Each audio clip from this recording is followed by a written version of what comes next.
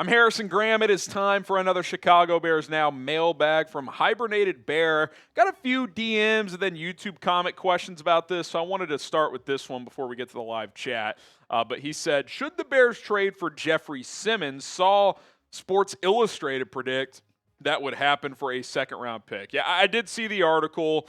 They did kind of some trade ideas and predicted Jeffery Simmons to the Bears. Listen, I've long been a fan of Jeffery Simmons. He kind of had a down year last year, but, high-level player like that, season kind of derails as a team. That just happens sometimes. He's been dominant this year. 3.5 sacks in 5 games. He leads defensive tackles and pressures per PFF with 25, 9 QB hits as well, has a forced fumble. He's been a man on a mission this year. He looks like the all-pro level player we saw a couple of years ago. Now, the defensive tackle position for the Bears is the deeper group with Grady Jarrett, Javon Dexter, Andrew Billings. You obviously drafted Shamar Turner. You've got Chris Williams.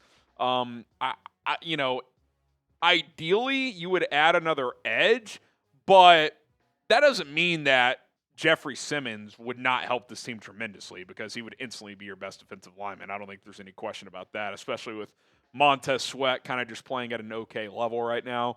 Now, as far as the contract goes, it's actually pretty reasonable. If he gets traded, his cap hits the next 2 years, $20.6 million, $23 million, and $27. If you were to cut or trade him for whatever reason next year, dead money $16.4, you would save about $4 million. And then the year after that, only dead cap hit of $5 million. So he wouldn't be on the hook for a crazy amount of money. He has zero guaranteed money left from a cash flow standpoint after 2026. Now, again, if you're trading for him, you're probably keeping him long term. He's only 28. You'd probably give him like a 1 or 2 year extension in the offseason if he were to play well. He would help a lot. Now, would I just do this? I don't know. I mean, I'd be a little hesitant. I think it would depend where you're at the deadline. I wouldn't do it right now. This would be okay, let's see where we're at the deadline. Do we think a Jeffery Simmons can push this team to being a major contender, not only this year, but maybe in the next couple of years? Because at 28, you're probably looking at like a 2 or 3 year window with a guy like that in his peak years. So, it's tough because you've paid a lot of money on your defensive line, but you haven't really gotten that production. So, on that standpoint, it's like, yeah, you could use a guy like this. But on the other side, it's like, kind of just need the guys you've paid to produce. So it's a tough call. Second round pick, though, is pretty reasonable. If you don't have to give up a 1 for a guy like Jeffery Simmons, I mean, that's he's a game record. And could he get Montez Sweat going again? Like, you put him next to Sweat, and those two guys cause havoc? Maybe. That would be something you'd have to discuss really seriously with your staff. Would you trade a second round pick for Jeffery Simmons? Type Y for yes, type in for no. Let me know what you guys think. Okay, Zane Hilton, do you think Poles makes a trade? He's made a trade every year at the deadline. Even last year, he traded Khalil Herbert for a 7th. So odds are he will do something. Now, the question is, does he do the big swing? Does he trade for a Jeffery Simmons, or does he trade away a big-name player? That remains to be seen, but based on history, I will say yes, he will make at least one move. Bear Down Productions, is Jermaine Johnson trade possible?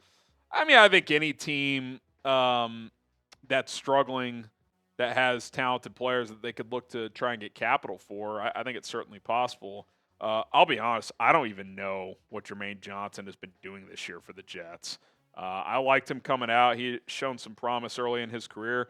He's only played in 2 games, and he has 0 sacks. Last year he only played in 2 games, had the injury. So, is he just not the same player he was in 23 when he had 7.5 sacks? Looked like he was the next big thing. I don't know. Could he be like a buy low guy? You trade like a day 3 pick for him? Maybe. But I don't think that would be a move that you would expect to just launch your defense into being much better.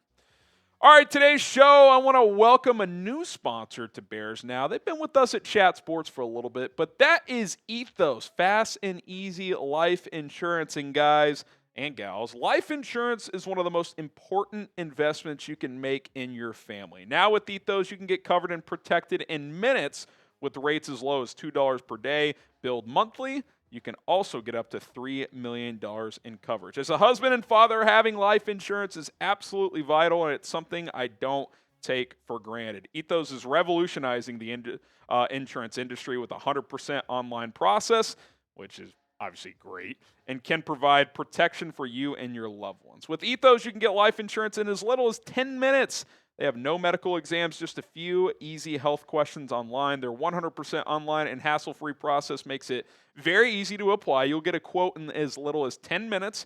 You can even get same-day coverage without ever leaving your house. Ethos is a trustworthy company that disrupts the traditional life insurance industry, and as of March 2025, Business Insider named Ethos the #1 no medical exam instant life insurance provider. So protect your family with life insurance from Ethos. Get up to $3 million in coverage in as little as 10 minutes at ethos.com/NFL Daily. That is our code, NFL Daily, ethos.com/NFL Daily.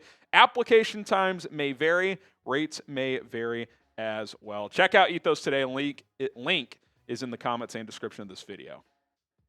Okay, Jose Gonzalez, as we continue with our mailbag. Should we sign Jermaine Pratt? No interest. If the Raiders are moving on, TJ's coming back. I mean, what is he? Like, if you ask me right now, and I'm not going to act like I've watched Jermaine Pratt play a lot this year outside of the Bears game, Noah Sewell or Jermaine Pratt, I'll take Noah Sewell. I don't think the Bears need Jermaine Pratt. Savage Gorillas, would you keep Ozzie at right tackle even if Wright is back? I'm starting Darnell Wright if he's healthy. Like, I know there's been kind of this Darnell Wright sucks agenda. I couldn't disagree more. Does he have lapses of focus issues? Does he have untimely penalties at times? Yes. But he's also, to me, your best offensive tackle. And I don't want to say it's not close, but I do think there's a gap between he and the rest of the group. Like, if he's healthy, he's out there for me. Now, we can debate if he's a long-term guy you invest heavily into. We can have that discussion. But if he's healthy, I'm playing him. Whether the Bears do or not, I don't know.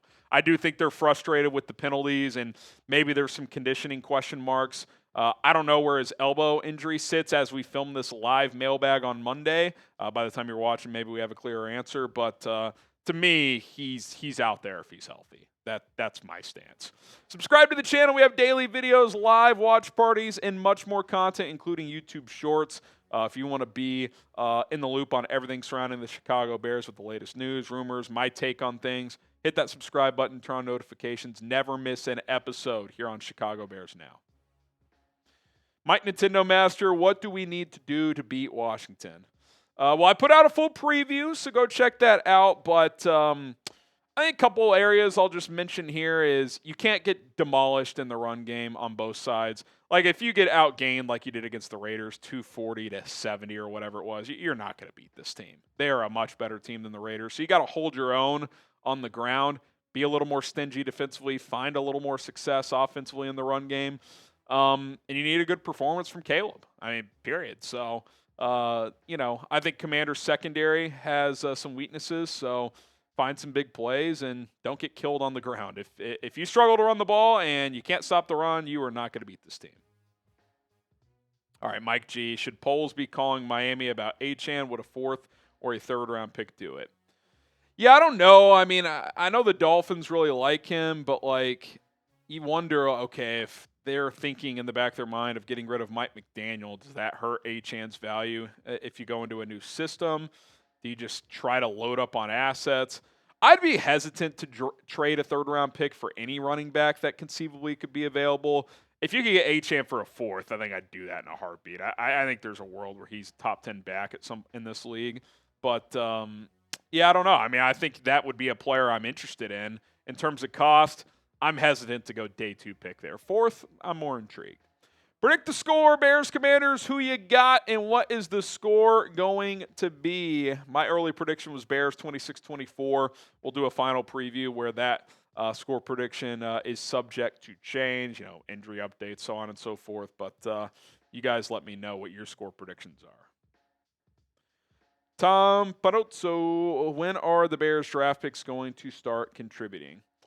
Well, we've seen Luther Burden contribute. Obviously, Colston Loveland needs to be more of a focal point. Hopefully, he's back and healthy this week. Ozzie Trapillo contributed last week. That was a good sign. Shamar Turner has played the last 2 weeks. How well? It's hard to say. I think he's been okay, but he's clearly a work in progress. Not getting much from Ruben Hippolyte, but he's a 4th-round kind of developmental linebacker. Certainly you need to get more out of your higher draft picks, but compared to the first couple weeks, that arrow is pointing up, which is good.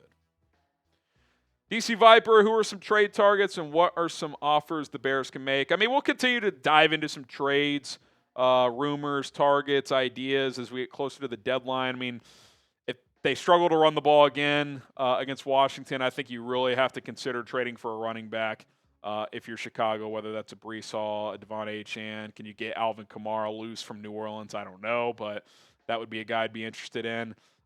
Pass rusher, certainly. Yeah, I think I'd be looking at running back and pass rush. Those are the 2 areas.